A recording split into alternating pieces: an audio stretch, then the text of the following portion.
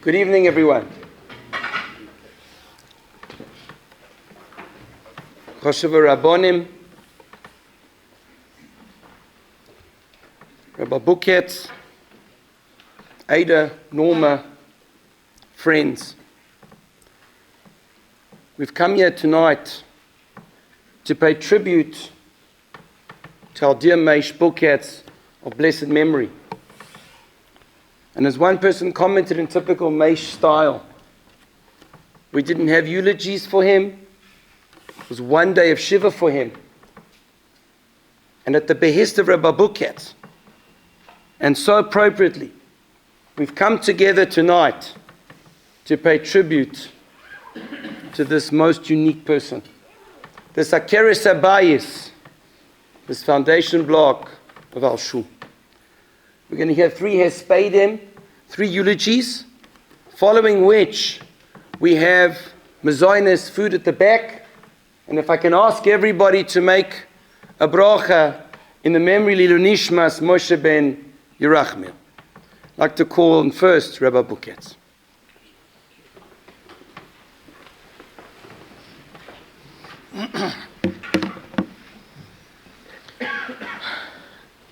Big thank you to Rabbi Landau and Rabbi Albach. Rebbe, thank you for hosting tonight.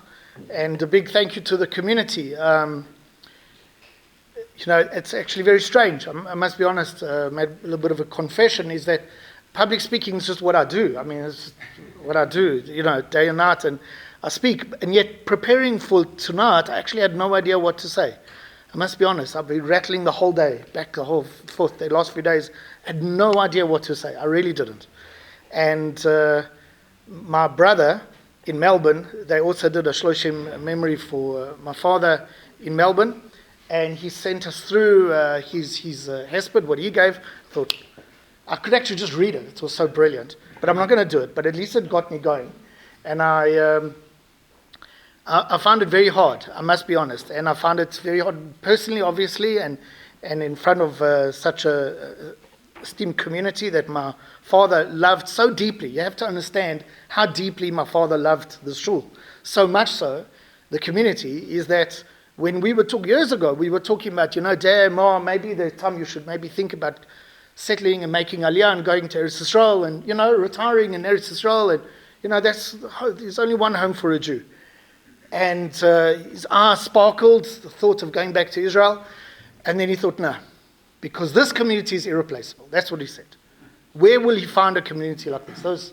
That was the clincher. Once he thought of that, there was this community meant the world to him. It's really the heart of his life. So I feel enormous hakaras hatov to this community and to the people here.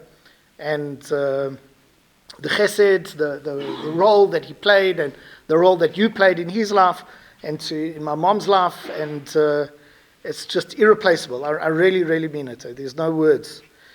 So the truth is, I'm still at a loss where to begin, but I'm going to use the platform of my brother's eulogy that he gave in Australia, and he spoke about the early days, and maybe give you a bit of a background to my dad. Maybe not everybody's aware of the story of the background of my father, is that my grandparents, my dad's parents, my grandfather came from Lithuania, was born in a little shtetl outside of Riga, and came here to South Africa when he was, I think, about 13 or 14 years old.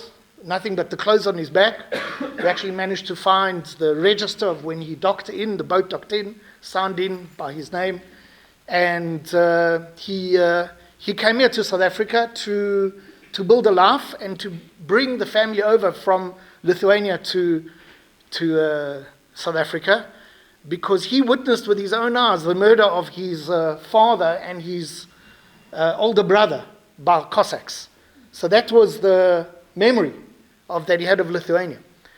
And came here, and he, not knowing, he had one uncle that would manage to work for him, didn't speak the language, but he managed to make it work for him somehow and make a success, although he always had that beautiful, rich Lithuanian Yiddish accent.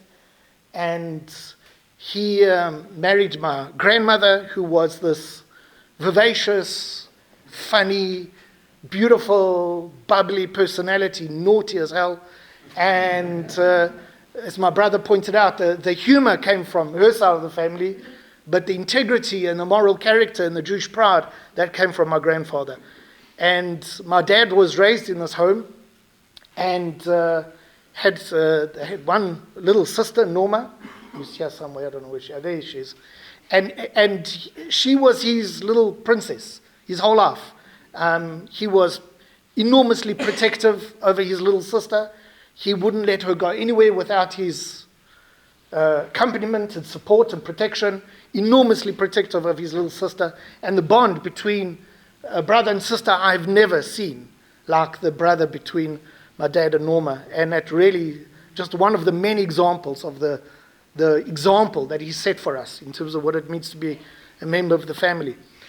And made a life for themselves, and eventually from Kempton Park. And we eventually, again, this is before my time, but eventually settled down in Klerksdorp. I was born in Klerksdorp, don't tell anyone.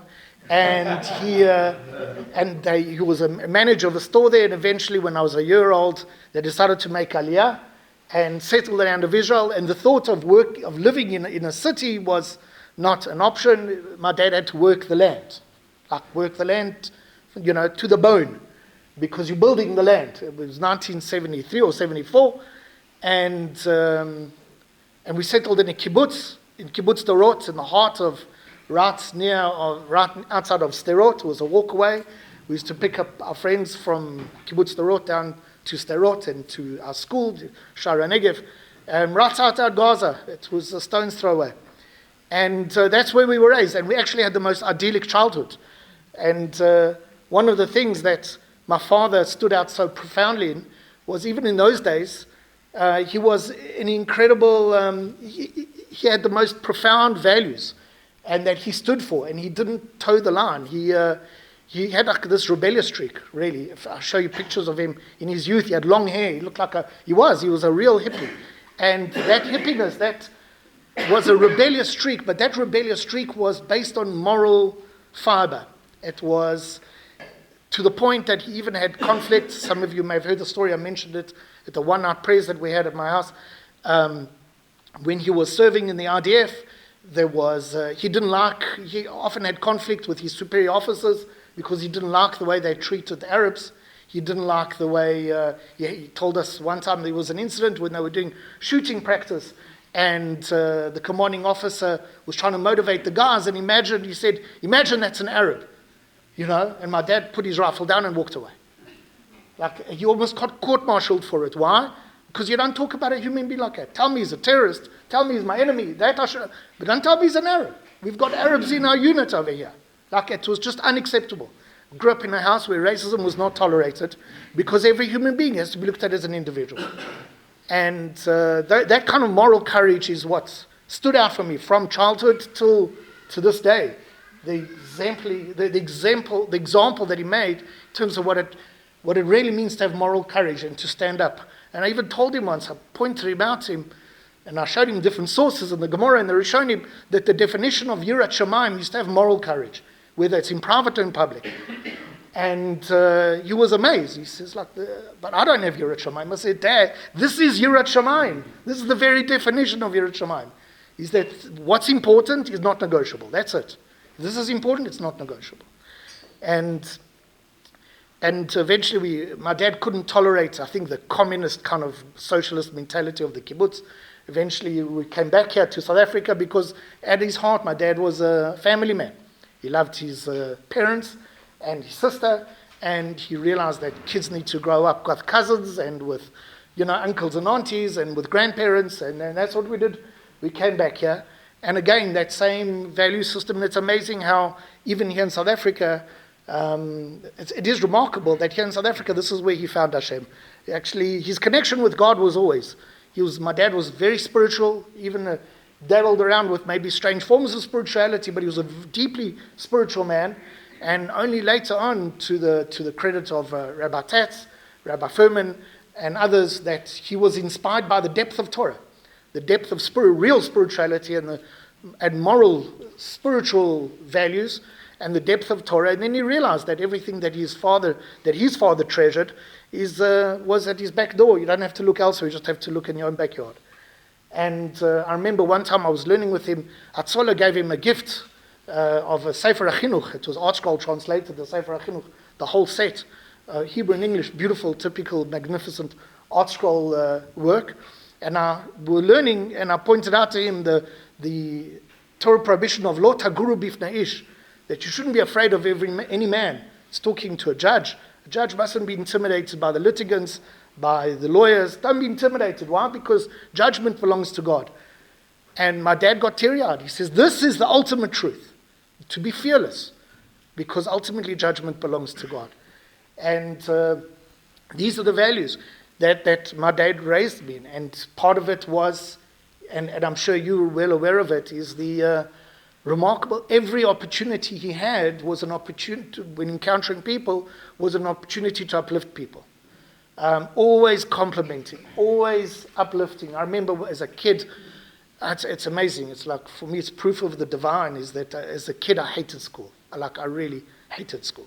And I was deeply scarred. But the joke is now I'm a teacher. I guess it's like, who's laughing now, And I remember one time I came home, my mom will remember this, and I came home and I was livid because this teacher embarrassed me in front of the kids, and she said, you'll grow up, Bookatz, you'll grow up to be a nobody. I mean, imagine a teacher saying this to a child, right? You'll grow up to be a nobody. I was broken. And I sulked. I went into my room and I just cried and cried and cried. My dad came back from work and he went into my room and he said, what's going on? So I told him. And I'll never forget that conversation, because the whole conversation was about your worth is not dependent on what other people think of you. And that's about what Hashem thinks of you. And that's up to you. That's entirely in your control. He said to me once, he says, imagine you have a 200 Rand note, and you take a 200 Rand note and you schmutz it and you make it dirty and you crumple it and it's filthy and disgusting. It's still worth 200 Rand. Why? Because somebody of a high authority says that this thing's worth 200 Rand. You would never give it away for anything less than 200 Rand. Why? Because it's worth 200 Rand. Who said? Somebody of more authority than you. That's who. So if Hashem says that you've got infinite value because you're made in the image of God, it doesn't matter what other people think. Because Hashem says you've got infinite value. Because He's got great authority. It doesn't matter your past, it doesn't matter your childhood, it doesn't matter what you've done in the past. You've got infinite value. And that for me was everything. My dad looked at every opportunity and every engagement he had with us was how do I uplift and how do I lift this person? Whether he's dealing with a beggar in the street, whether he's dealing with a lady behind the counter, or his boss, or his staff. As a child, I'll tell you another childhood story which is so typical of my dad, is that I remember there was a big fad when we were kids of skateboards. It's a big thing. My kids are rolling their eyes because I've heard the story 1,000 times. But there was a big fad of skateboards, and I was in it. I had to have a skateboard. And there was a special at Dion's. Remember Dion's in Weinberg? There used to be a Dion's in Weinberg. So there was a special on skateboard for this special 300 Rand. I was like, oh, I need it. Not want it, I need it. I need the skateboard. I went to my dad, I said, Dad, please, I'll do anything. I want this, I need the skateboard. He said, we don't have 300 Rand to spend on a skateboard. I said, what are we going to do? He says, you know what, I'll make you a deal. This is so typical my dad. He says, you pay half, I'll pay half. I said, but I think I was in primary school. I was like, where am I going to get 150 Rand from? He says, go wash Mommy's car, I'll give you 5 Rand. So I went to wash Mommy's car, got 5 Rand. He said, go wash my car, I'll give you another 5 Rand. I washed his car. He said, go mow the lawn. I mowed the lawn, got $10. Go clean the pool, another $10. And slowly, a few months, I had 150 Rand. I said, Dad, I got it. He says, good, let's go shopping. And the joke of it was, it's all his money. It wasn't my money. It was his money. But he was teaching me the most fundamental lesson. This is, you have to earn this. And that was a profound thing. Every opportunity, every moment we had was an opportunity to grow, whether it was through insight and direction. My dad was my Baal Eitzer. I was saying to my son just last week, 10 days ago, I had a very difficult situation I found myself in, and I automatically thought, I wasn't busy driving, and I straight away reached out to my phone to dial my dad. Because who else did I get advice from? It was my dad. My dad was the Baal Eitzer. He was the one who gave me advice, how to deal with people, how to deal with difficult situations, how to deal with politics. I remember once I went to the late Rabbi Goldfein of blessed memory, and I said to him, Rebbe, you never taught me how to deal with politics. You taught me how to learn Tosfos, but you never taught me how to deal with shul committees. So he said, you got your dad, he'll help you. And he was right. And that's the wisdom of deal with difficult people. And he was just incredible. And one of the amazing things that when he was working as manager of multiple stores, and wherever he was the manager of that store flourished, became the most outstanding store in the whole region. And what was his magic touch? It's just dealing with your staff like a mensch. It's just taking care of your staff.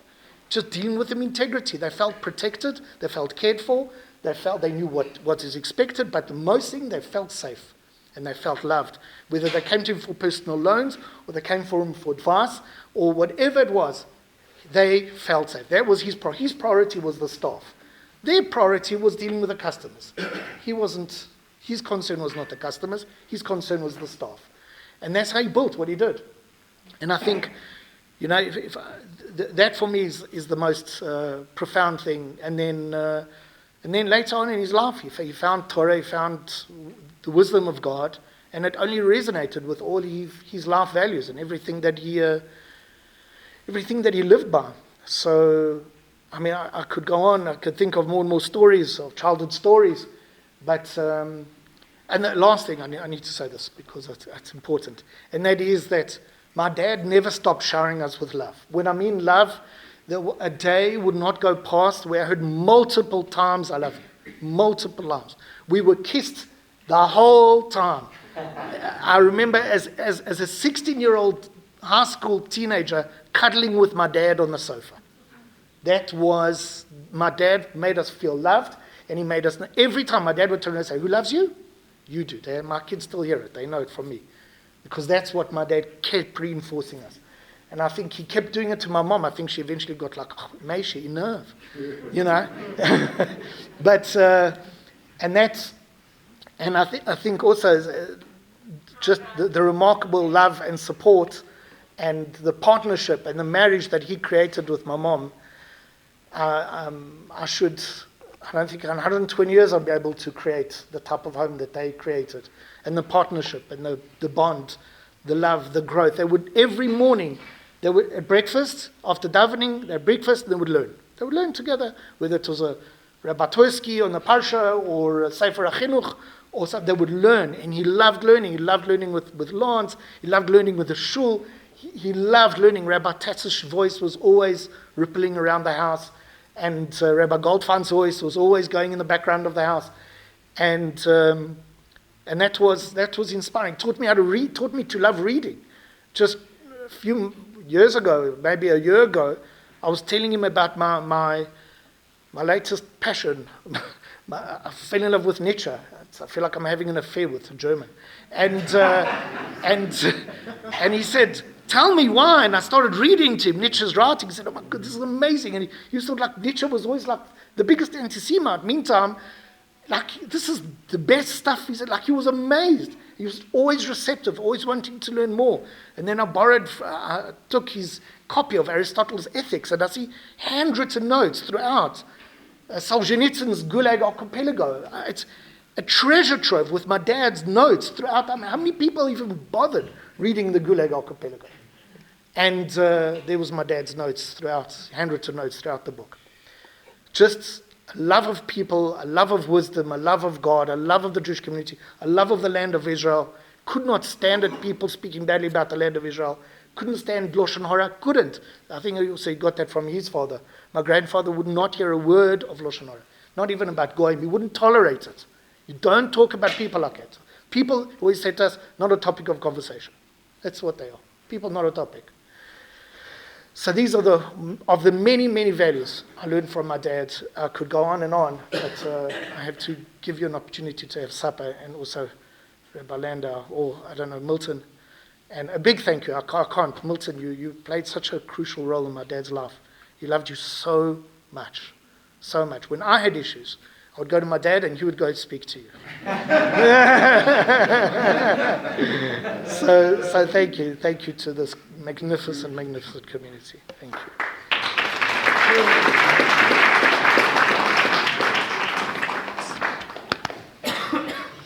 I'm going to ask Milton now to come up and give the second eulogy. I need the bar mitzvah platform. Honored Rabboni, friends, and of course our beloved Rabbi Bookatz. Gabs, I think your dad really, for many of us and most of us, played such a fatherly role. And I can say personally, and I know I'm speaking on behalf of everyone, that what you shared with us just resonated so much. We gather here today to honor the life of a truly remarkable man, our beloved friend Maish, whose legacy of love, wisdom, and faith will live on with all of us who are blessed to know him. Maish was a true mensch with a capital M. He played many roles in so many of our lives. He was a man of integrity, dignity, and humility. His devotion to our shul was not just about ritual or routine. It was about being present, committed to daily minyanim, davening with kavana, learning with passion. Maish wasn't just a member of Ohr Savoy.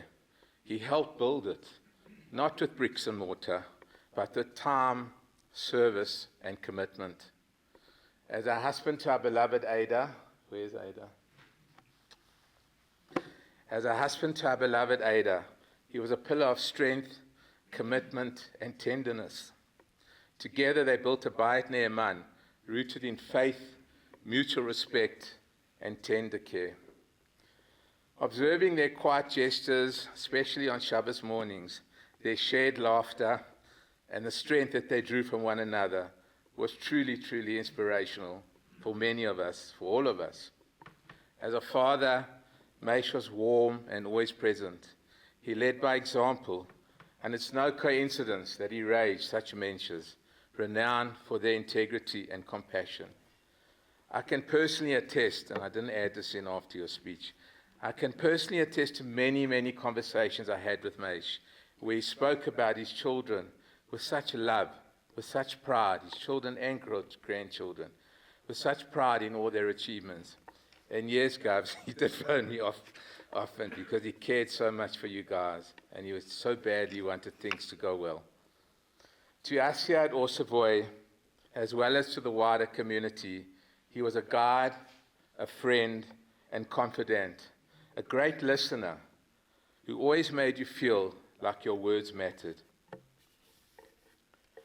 And so today, whilst we all filled with pain at the loss of such a great man, we celebrate such a wonderful life, a life devoted to family, to faith, to community, and one that inspired only goodness. I found a pasuk today which I thought epitomized Maish. Ki masot mishpat v'ahavet chesed v'tznoa lechet im Elokecha. But to do justice, to love kindness, and to walk humbly with Hashem. So let's honor him, not only with our words today, but with the way we choose to live tomorrow. May his memory be a blessing. Thank you.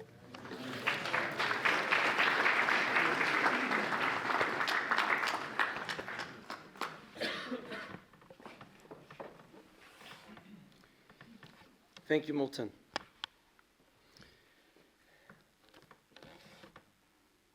When Hashem created the world, he decided to delay the creation of the world for one tool, one gift, something that was important, so integral in this world, that had to be utilized. He created man, he created the background, he created the beautiful scenery, the animal life, the plant life, but he held back rain. Rain that is going to come, rain that was going to give life. And why was that? Because there was no one to daven. But with tefillah, Hashem brought the rain. If there's one mitzvah that for me, I think of when I think of Maish, and there's a lot, But there's one in particular, it's tefillah. It's how he held himself up. It's his enjoyment, his excitement, his patient kavona, to savor every word, to rejoice with every tefillah, to hurt when people were talking, to enjoy when a chazan came who lifted him up. Our rabbis tell us that the avos and the imos, our great forefathers and matriarchs, had a tremendous challenge of infertility. And why did they have a challenge of infertility? Say our rabbis, because Hashem desired their prayers. And He knew that their prayers would become so much more, so much richer, so much greater, the connection, if they had to battle with this tremendous challenge. Tefillah is precious. Says the Medrash, Tehillim Sheikhet Toiv, when a person gets up to daven, he has to know the following. He cannot rely on his money. He cannot rely on his wisdom, his authority, his power.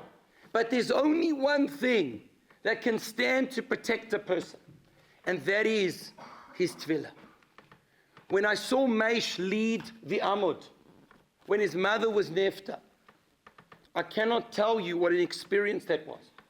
When he stood up over here, in his always impeccable self, dressed like $1 million, his hair not one hair out of place, and he stood up over here, and he davened as he was talking to Hashem. There's two ways a person can daven. A person can daven by taking a siddur and reading the words, or he can take the siddur and he can talk, he can communicate. That's what Maish was. Maish stood and he communicated with Hashem. He lived with Hashem. I remember when he took on the job at Atzola, and he described what was it now to take on this new job, this new vocation, this new stage of his life, and his words were to me, what a privilege. What a privilege. That's how he treated every word of tefillah, and that's how he treated every one of us. When he led as a Gabbai, he savored it. Most Gabbaim will tell you that it is a very, very difficult job. It's a difficult job because you're pressured. It's a difficult job because you don't get it right always. And even when you get it right, someone's going to come and someone's going to tine on you and say, why didn't you give me an aliyah and him an aliyah? Maish took it with dignity and pride. He stood there and he expressed with such beauty the words as he called up each person. And to him it was a privilege, because he was in God's house. The Shulchan Aruch tells us that a person, a man, has an obligation to daven with a minyan. And if he is 18 minutes away from a minyan, he needs to try and get to shul. And Maish did this with an excitement and pride until the point when he was unable. And you know what he expressed? How hard it was for him that he couldn't get you in the morning for Shachris anymore.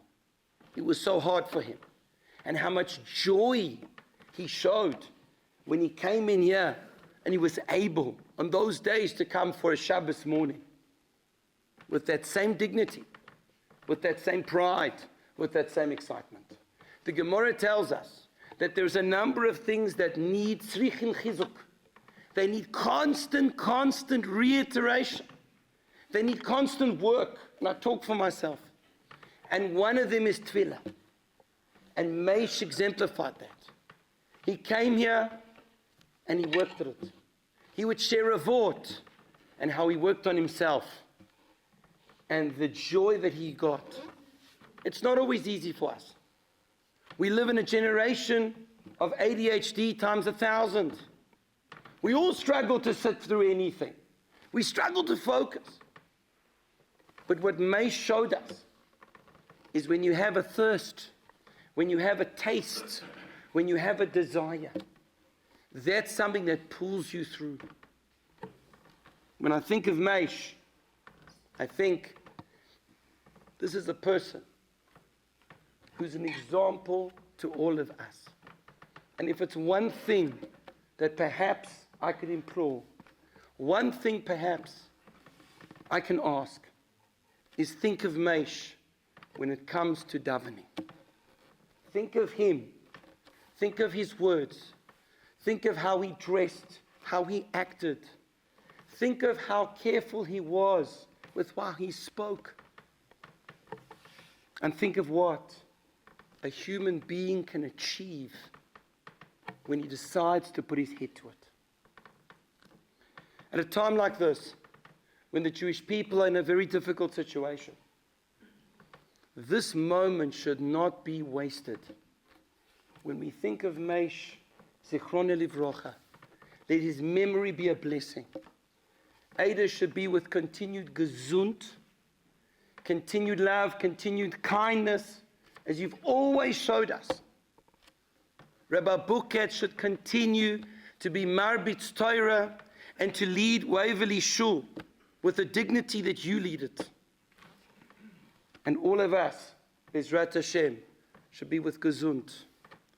May his memory be for a blessing, and may he be a Melitz Yosher, a defendant on high. And one thing I can guarantee you, if his words were sweet here, can you imagine how sweet his words are standing before God's heavenly throne?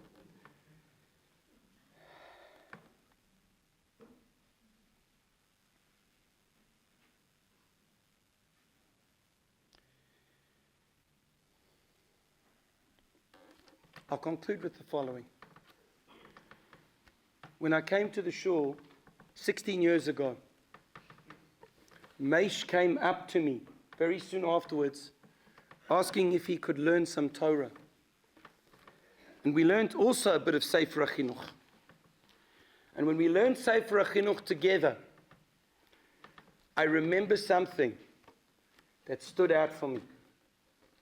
As he sat and learned through the sources, and he asked questions, and he gave answers, and he gave insights.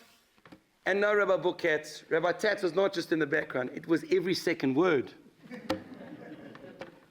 And he said like this, he had the spark in his eye. And when he said over a vort from Rabbi Tats, his whole being changed. His face shone. And I felt as if I was a student of Rabbi Tats. That was Maish.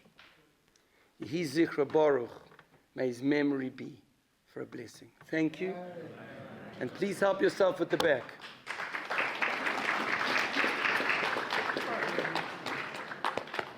I appreciate it reaching out to me.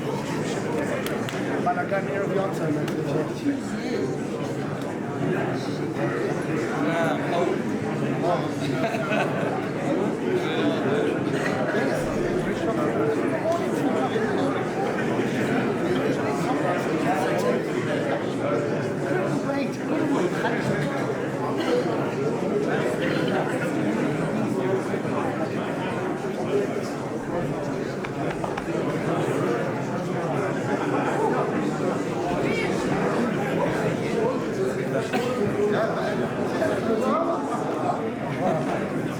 Thank you very much.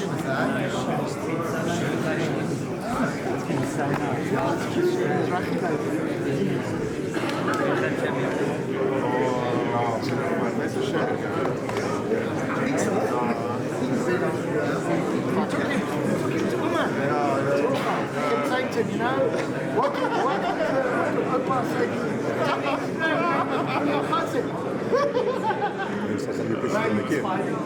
Go for it.